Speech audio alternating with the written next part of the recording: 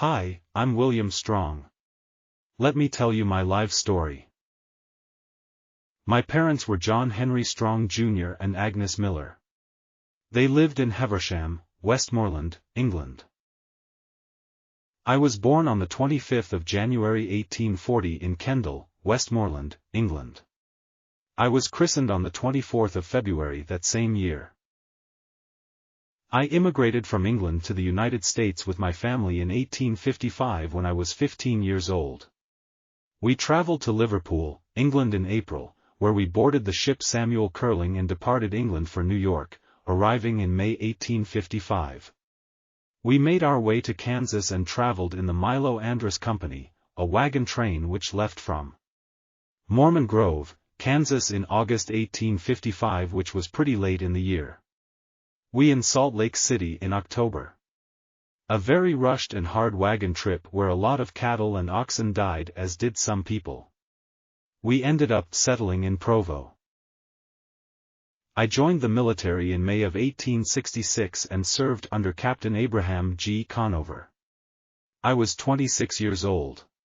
We joined General Pace and made an expedition against the Indians to San Pete, Sevier, and Piute counties.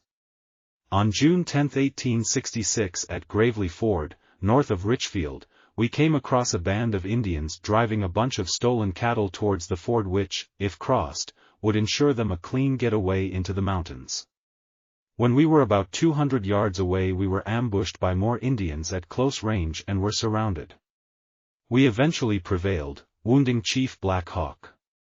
The Indians escaped into the mountains but Black Hawk eventually died from his wounds. I married the love of my eternity, Celestia Melinda Young, in the Endowment House in Salt Lake City on the 25th of July 1868. We eventually had 8 children, but unfortunately, 3 of our children never made it to adulthood. We were happy and had a good life in Provo. I served the community of Provo for more than 30 years as in the positions of city marshal, police officer and deputy sheriff. Because I lived about a half a block from the train depot in Provo, I had a special interest in keeping the hobo population from staying too long in Provo. It was a difficult and sometimes dangerous job. I retired from the police force in June 1899, but at that time hundreds of jobless men, tramps and hobos, came on foot and by rail to or through Provo. Tramp-related crimes were on the rise. The mayor decided to hire a number of temporary officers to help with the problem. The day after I retired I was asked to come back and help the police for a couple of weeks, making Provo unattractive for the hobos.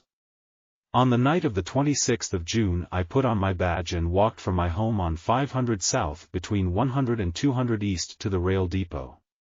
There I stood guard, keeping an eye on the freights passing through town. The mayor had initially offered me the assistance of another police officer but I refused, preferring to wait for a partner until my son-in-law, John Cummings, returned from a short trip. I reassured the mayor that there was no danger.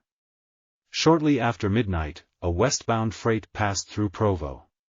When it stopped for a few minutes, a number of hobos slipped off and hid in the bushes. I had been visiting with the guard at the ZCMI warehouse, then began routing the hobos out.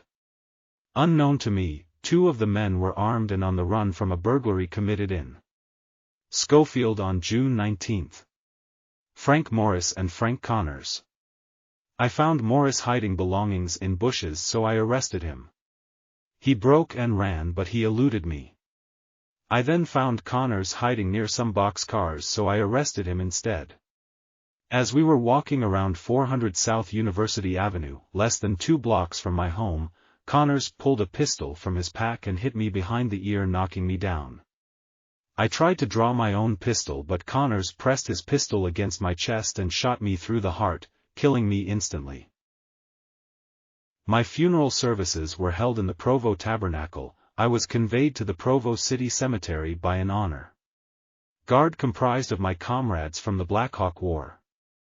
I had a sweet reunion with my family and my 3 sweet children that didn't get to grow up. I awaited the rest of my family in heaven for a short time where they eventually all joined me. It was a sweet reunion with each and every one.